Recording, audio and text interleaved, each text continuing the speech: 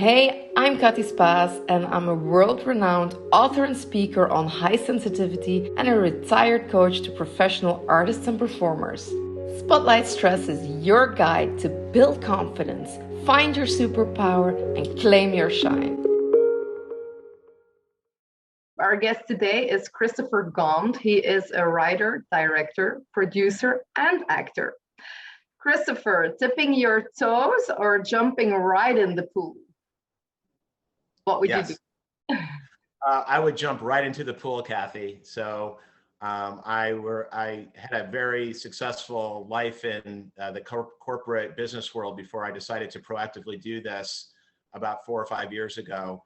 And when I was discussing my aspirations to jump into the entertainment world, I made it really clear to my wife and partner of over 30 years and my kids that I'm not just going to dip 2 toes in. I'm going to go off the diving board and dive right into the deep end, whether it's acting, producing, writing, or directing. All four I've done and I'll continue to do. I went knee deep over my head right away. To me, that was the best way to learn this, rather than reading countless books and articles and videos, which I still do.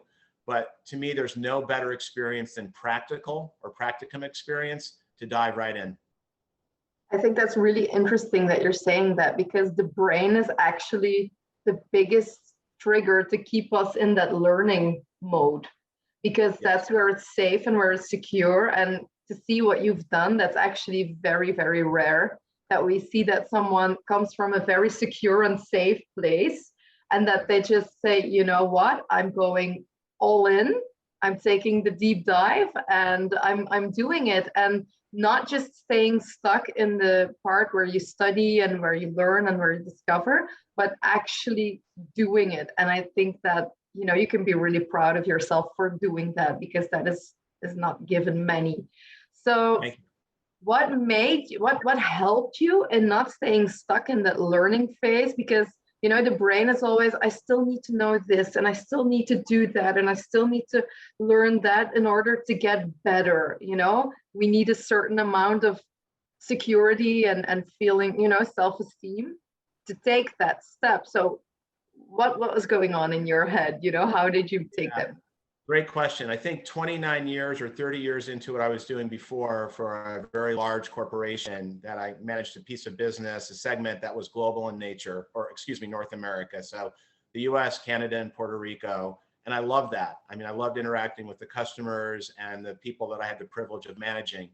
However, I was chosen to win a very special award for this particular company, an award that is only given every 2 years, and 4 people around the globe get that.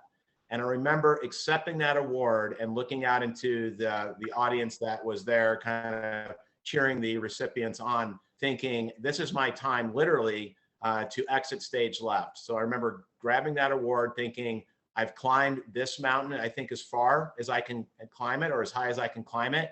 And there's other things I could have done within this particular job, but I really felt like I'd given it my all for so many years that this was the right time. If not now, never. So in my heart, I knew that was the right time. That doesn't mean I had the experience or the wherewithal or the knowledge to jump, but I decided to proactively do that. And I was also very fortunate to be in a position to be able to do that and kind of chase the dream that I always wanted to chase. Since a little boy, I've been obsessed with film, good television, and now with film, television, and streaming capabilities, it's really opened up the world for us that love this particular medium and the media world in general. So it was a very easy decision for me, although my family may disagree when I shared that with them. They probably thought I was nuts. They were incredibly supportive. They were incredibly supportive, and it's been nonstop, go, and act, write, produce, direct for, you know, going on 5 years now. Haven't taken a breath, but I've loved every second of this journey. Yeah, I think that's amazing. And you're not just doing one thing, you know, you're doing the whole bunch. So how is that working out? Because you just shared with me that you had how many projects going on now at the same time? 25. 25 projects at the same time. And just to kind of put a little frame around that, all are in various stages of development in kind of the project pipeline. Some are in the log line, synopsis, and getting the beat sheet right for a screenplay, while others were ready to film or I've been fortunate enough to be cast in 4 or 5 projects, acting projects that are coming up or that have just recently been complete. So I love having that pipeline. I call it the pipeline full of projects, where in that continuum of projects that are just starting out versus projects that I have rolled out, that you may be premiering a film or trying to sell a film into distribution so the world can enjoy that. So I love that stacked pipeline mentality where you always have projects at various levels of completion. That's just the way I do it. I mean, that may not be for everyone, but I like that. No, and I think it's definitely not for everyone because, you know, your brain has to stay activated the entire time. It's going from left to right to the middle, up, down, and left again. And, you know, one thing I've learned doing this work as a coach is that, and I have that myself as well, when we train our brain to switch that fast between, you know, different zones of our lives, what we do, it's so interesting to see that when we're in those moments of relaxation, family time, me time, that it's really hard to make that brain relax again because it's still in the switch mode. You know, it's constantly looking for, oh my God, what do I have to do? What was still on my list? What do I still need to complete? Is there something I can anticipate on? You know, it's constantly in that overdrive mode. So do you experience that as well? And how do you cope with that? Yeah, great question. A couple of things that I've done to cope with that. One is I'm trying to align myself with projects where I can do maybe all 4 of those things within the context of one project, Cathy. So ideally, as I progress in this industry, those projects that I screenwrite or co-screenwrite with a writing partner, that I can also help executive produce and direct and act in, that's kind of, you know, either the trifecta or all 4 would be great. That way you're totally immersed in one project, as opposed to constantly auditioning for parts that you may or may not get. More times than not, you hear no, so you're constantly auditioning. Or, you know, someone's chasing you to help produce a project that maybe you have interest in, maybe you don't. So I'm being more selective with projects that I actively say yes to and engage on, just for my own sanity. And so I'm not so spread so thin, because you can spread yourself so thin where you're not really as productive as you can be. So to answer your question specifically, it's I want to work on projects that I'm developing on my own or with my production company, so a team of people when necessary, where I'm writing it or helping to write it, co-writing it. I'm directing it when it makes sense. I'm producing it when it makes sense. And I'm acting in that project when it makes sense. So either all 4 or one of the 4 or 2 of the 4, but with one very specific project. And I've seen that transition process occur over the last 3 or 4 years.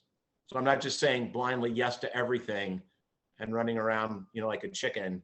I have to be more focused, or you just dilute yourself and spread yourself too thin, or I did. Yeah, no. And I agree 100%. When I was just starting out as a coach, I remember that I also completed my communication degree. And so they asked me to be on the board to revise an entire education system in a, you know, in a higher school. I don't know how they said what that is in English. It's not university, but it's the one just below where you get your bachelor degree. And so I thought, wow, that's cool. And then they asked me to be part of the, you know, in politics. Wow, that's cool. You know, we can do so much. And then I was doing my coaching, and then I was doing some sales from something else on the side. And I was riding my horses, going to shows, and I had a husband and friends and family. And, you know, you say yes to everything because you think, wow, that's cool. That's exciting. But then I had to learn the hard way that saying too much yes to other stuff is saying no to yourself. So sometimes it's easier to say no to things that are not in line with what it is you really want to do right now, your biggest priorities, is to be able to say yes to what, you know, what brings you absolute the most joy. Exactly. So, yeah, that's a great one. I think an environment previous to this where the more projects you juggled, you had the perception of being able to do that and you were very valued, right?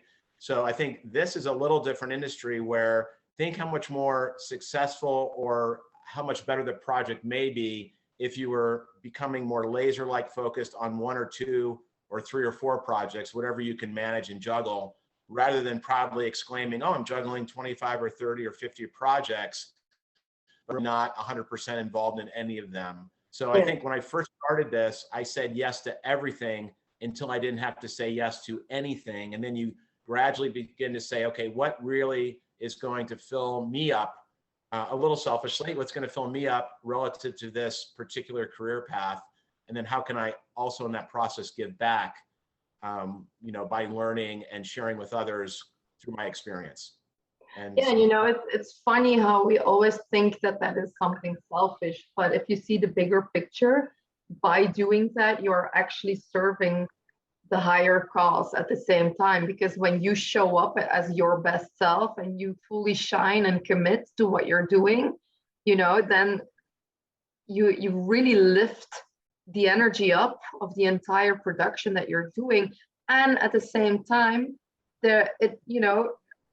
space gets created for someone else to do the same on the other projects that you said no to. Oh, I love it. That's a great way to think about it. I love that. And I once shared my project list with a director that I worked on a feature film with, and she's a wonderful, beautiful person, just a beautiful soul. And she said, Chris, that's interesting that you're working so many projects, but think how much more effective you could be if you just peeled it back a little bit, took a deep breath and said, what are the 2 or 3 projects? Maybe that's too many. What's the 1 or 2 projects, or maybe just the one where you really want to go in 100% to completion? And you can still keep that pipeline full of projects you're working. But to your point, can you really show up and be your best self if you're preoccupied with so many projects? So it is a learning process. And I think everyone may have a different threshold in terms of what they can comfortably juggle.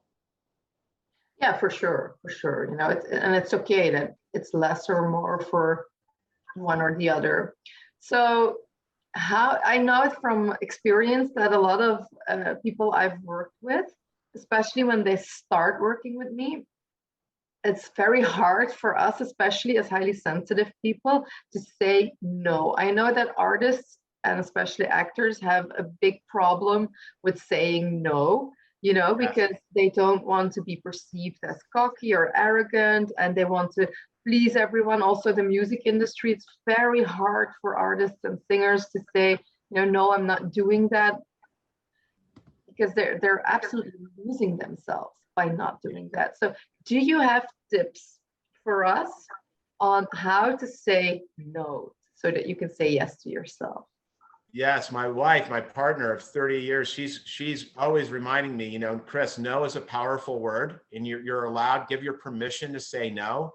And I just, as some personal background, I grew up the oldest of 4 children, lost my father very young. And we were taught very young, I think, to be what I call people pleasers, right? So always have the big smile on your face, a big handshake. What can I do to help you? If someone gave you a gift, you reciprocated by giving them a gift way more than what you received. It was just that kind of mentality I grew up with. And that carried me through adulthood, whether that's good or bad, to be determined still. But I find it personally really, really, really hard to say no, whether it's volunteering. I volunteer for 4 or 5 on 501c3 nonprofit groups, whether it's acting, whether it's producing, directing, or writing. And I have several screens full of screenplays that folks want me to read in hopes that maybe I can help them produce something, their pet duck or their screenplay that they want to see get off the ground. And you just can't say yes to everything. So to answer your question, I think once you begin saying no, it becomes less terrifying and there's less fear involved, at least for me. And, the sun still comes up, people still like you. Maybe they respect you more because you make mention that the project may not be best for you or for them. So maybe they're better served finding someone else that would be all in or had the capacity to be all in on that project. So it's not the end of the world if you say no, especially if it preserves your integrity, your sanity, and it may end up helping that production that you said no to. Because they want someone that's all in. They don't want someone half in. They want to, they need that or the production suffers. Yeah, I love that. And I want to give yourself permission to say no. Beautiful. That's a big one. That's a big one. Giving yourself permission. It's Yeah. really hard to do for me. Really, really hard to do. Still is. Really Yeah. hard. I'll give you a little exercise, like a little tool that I use with my clients. Like if we would be working together, this is what, what I would tell you what you can do. So I think that you're already there. Normally we work through this first, of course, but I think you've got already quite a good, clear vision, of what you want to achieve as an actor, writer, producer, director, So you've got that image, that picture. And if you have a decision to make, it's so easy, but just tune in for 1 second. Just, make things quiet, breathe, ground yourself, and see that vision. Just like really, you close your eyes, you see the vision, and then you just ask the question, is this situation serving that vision? Is it leading me closer towards that vision? Yes or no? I love And then that. you'll see that the answer is really simple. I love that. It's so simple, but yet so profound. No, that's a great way to think about it. Because it's like Einstein said, you can't get out of a problem by keep on thinking about the problem. So we need to elevate us to where we want to be at. Right. And that is by tuning into the frequency and the vision of the bigger picture. And that's where the answers lie. But that it's really easy to do. And you can still decide whatever you want afterwards, It's okay to every once in a while indulge in other things so that you can, enjoy other stuff as well. It's not just, there's more to a vision than just the work part. So it's about seeing that bigger picture. And I always like to say, like, what is serving me? What is serving my greater good, I love that. Yeah. I think as an actor too, because I look at this in 4 quadrants: acting, producing, directing, writing. When you're out auditioning and putting yourself on the line, 99.9% of the time, if you don't secure the role, you hear nothing. It's crickets, it's the wind howling. You hear nothing. And, so it's almost like for me anyway, when you hear yes, you're elated to hear yes, and you never know when you're going to hear yes again.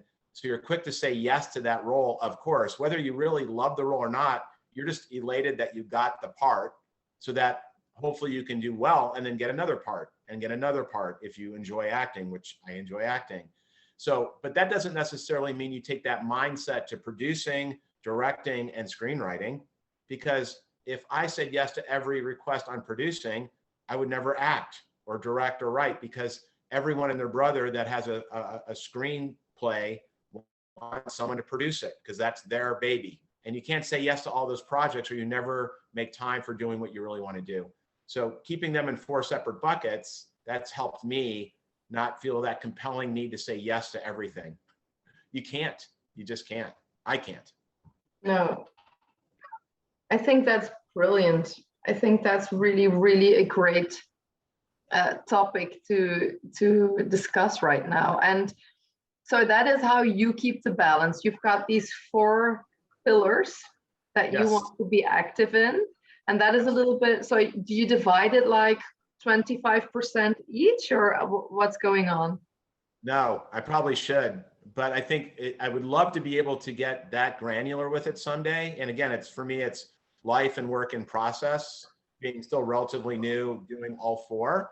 And I would love for it to be that structured. But in reality, for example, just this week, 3 out of the blue, 3 acting opportunities came back to me that I wasn't expecting. So that's a great problem to have. Cool. Yeah. Of course, I said yes to all of them, and that's a great problem to have. However, that's going to interfere with the writing work I'm doing. Interfere is the wrong word, but it will get in the way of the writing work I'm doing, a potential director slot, and any production work, right? So, but I don't want to say no to the acting piece, because that's the piece that really fills my cup. I want to continue to do that work. So I want to spend more time and effort focusing on becoming a stronger, complete, better actor. And that may have the other 3 pillars suffer a bit, but that's okay. That's a choice. Yeah, but then when that is the case, it's okay that there's one cup Yeah. that's filled a bit more than the others. You know, it doesn't have to be the exact balance. It's whatever gives you the most energy is what will, you know, Well make sure that said. you can keep on going. Yeah. And then it ebbs and flows too, Cathy. So you may have this ebb where you get 3 or 4 acting roles, some unexpectedly that you didn't think you were going to capture or be offered, and then it dries up. And I think any actor that's been doing this a while can relate to that. They'll hit 1,000% for a week or a month, maybe longer, and then it's a dry spell. So it's nice when there is a dry spell for me on the acting side to be able to creatively to fall back on screenwriting, producing, and directing. And ideally, it's all one project the ones that I'm owning, that I'm writing, I want to direct. Ideally, I'll help produce, and I want to be in. If you're going to write it, you might as well be in it in some way, shape, or form. Not that I'm opposed to others being in it, but if you're going to write it, try to be in it. Write yourself apart. But that's really cool, actually. So interesting. So are you writing the characters and seeing yourself as a character? Sometimes there's 4 or 5 screenplays now where there would be a man in this case about my age and character type, where even though I'm writing or helping someone write it along with me, I'm the creator, I don't know if I'm really the right person to play that role. So it's a great question. Ideally, when I go into a screenplay that I'm creating, I would love to play the lead in all of those screenplays, but I also recognize where I am as an actor in terms of my tenure. And if that part is better served by someone else, whether it's a different look or a different style or more tenure or more credibility within the industry, because you do need that name recognition. It's just a piece of this industry. It is. If you want your film to be looked at, oftentimes you need someone that people recognize and trust in the industry that they can bank on. So yeah, it's a delicate line. But even if it's not the lead, obviously it could be a supporting role or even a minor role. If you're directing, there's so many different ways you can slot yourself into something if you're directing and producing and writing something. Why not? For sure. You know, you're creating it. So make sure that I always say life is your movie, you're the director and you're the lead player. So, you know, make sure that it's one hell of a movie to watch and to be in, because a lot of people, they just let them be directed by their environment. But you're actually, I mean, you're literally creating it for yourself. So I think that is amazing. Yeah, manage your environment. Don't be managed by it. You know, be proactive rather than being, managed. And I love that proactive position. And that's where that business experience really helped me. Taking control and being proactive, having a plan and working the plan. Or I think you can get pushed around a little bit in this industry when you're always waiting for the phone to ring. And again, as an actor, it doesn't, unless you're an A-list actor, and even A-list actors, I mean, it ebbs and flows for them as well. Yeah. I read a stat, I think 97, I could be slightly off, 97% of actors that are doing this for a living at any given time are looking for work. They're unemployed because it's such a tough industry and there's only a certain number of slots. So you have to be really good to land a role. And that's good. Bring it on. So it's nice to have fallback positions when you're not getting that call for your creative outlet to fill that cup, do other things as well. So have a plan B. Have a plan B, but that's amazing. Yeah, I really like what you've been sharing with us. And how do you get your volunteer work combined with this? Do you set aside like family and personal time, or is that just like the way the wind takes us? Yeah, so volunteer life for me consists of 4 or 5 different buckets as well. And Cathy, my partner, and I are involved in a couple. I do a couple on my own, and I'm really, really into animals. I always have been since a little boy. So I do some volunteer work. WOOFS, WOOFS, WOOFS for Warriors Incorporated. So on Monday, I was on a 4-hour volunteer shift for them where we're, pairing animals with veterans that are coming back from combat or have come back from combat, suffering from PTSD or traumatic brain injury. So a dog paired with a veteran helps them emotionally connect, and they're less likely to do something very catastrophic to themselves. I also volunteer with an organization called North Country Wild Care, where we're rescuing wild animals with the intent of rehabbing them and putting them back into the environment.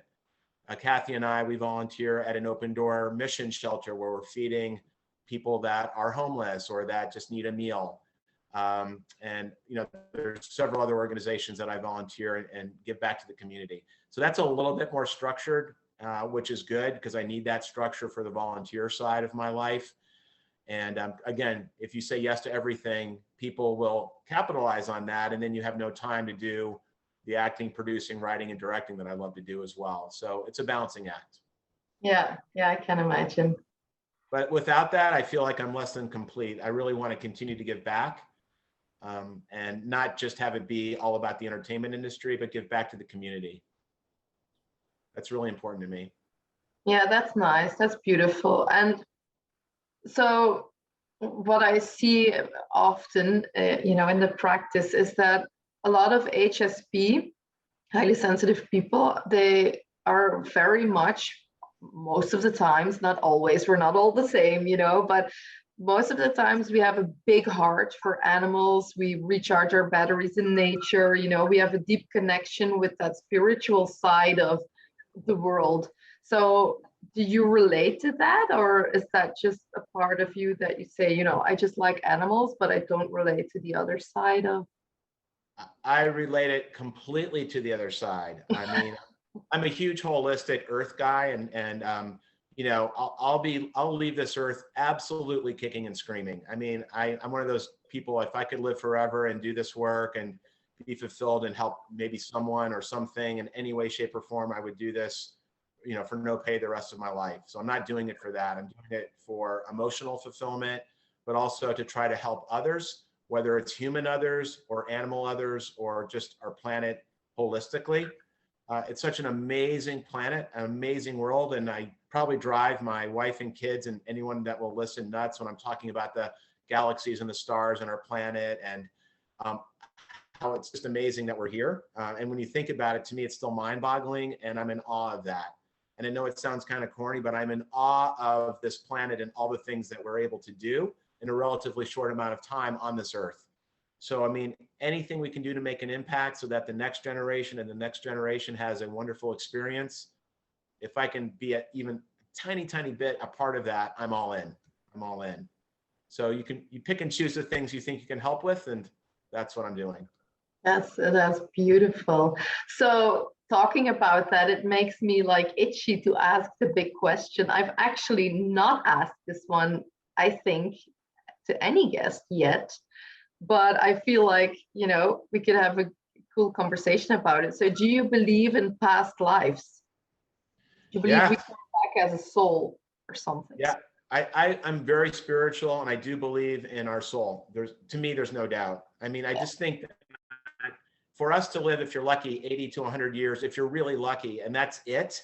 And I have goosebumps as I'm saying this right now because it's so meaningful to me. I just think that would be not enough. So I believe that there has to be more than just the physical part of our being. For, whether my dad, as an example, died at 50. My mom's from cancer. My mom's 83 and she's extremely healthy. But 50 years, 83 years, 100 years, it's just not enough to me. There has to be more. There has to be more meaning. So I would say I'm incredibly, and I'll speak for my partner, my wife, Cathy, and our kids. I think we're very spiritual beings. And I think we probably all believe in that. There has to be a deeper good or a deeper meaning to help make the physical life that we're living now make more sense. And God willing, there's more, so that, to be able to experience this in perpetuity would be a dream come true. Again, I don't want to leave the earth, but I know my time will come, whether it's tomorrow or 50 years, who knows? But I really, really love, life, and hope that it continues in perpetuity, forever and ever and ever, in some way, shape, or form. That's amazing. I can really feel your amazing vibe until all the way in Belgium. It's really beautiful. Also, every time you send me an email, it just there's a way in which you speak or write that it's so warm, and Well, it's thank you. so welcoming, and it's really a great feeling, and I can sense that all the way up to here. So yeah, but I totally agree. I think 100% we are all energy. So we are a soul, we are a center of energy, and our body is not just, but it is just our vessel, that Yeah. we get to be in while we're here during this time of our life, which is so much more extended. I think there is no time frame when it comes to the soul and to the energy side of things. So that's really a really nice way to be in life. I think that sometimes you just know, okay, I'm just dealing with shit from also past lives or from karma from previous generations that you're also dealing with, and that's just interesting to get a different perception and perspective on things as they're happening, and it just makes things lighter. Like, okay, what can I learn from this, and how can I make sure that I don't keep bumping into this wall over and over again, and that I don't have to do this my next life again and again and again. And I think I'm a big dog lover. I love all animals, but we have two beautiful pets, two little dogs, or one bigger dog and one small dog. And you always hear, that dogs particularly tend to live in the moment. And who knows if they really do, but I think humans, for us to rationalize and understand dogs, I'm losing you for a second. I'm not hearing you, and I think it's important enough to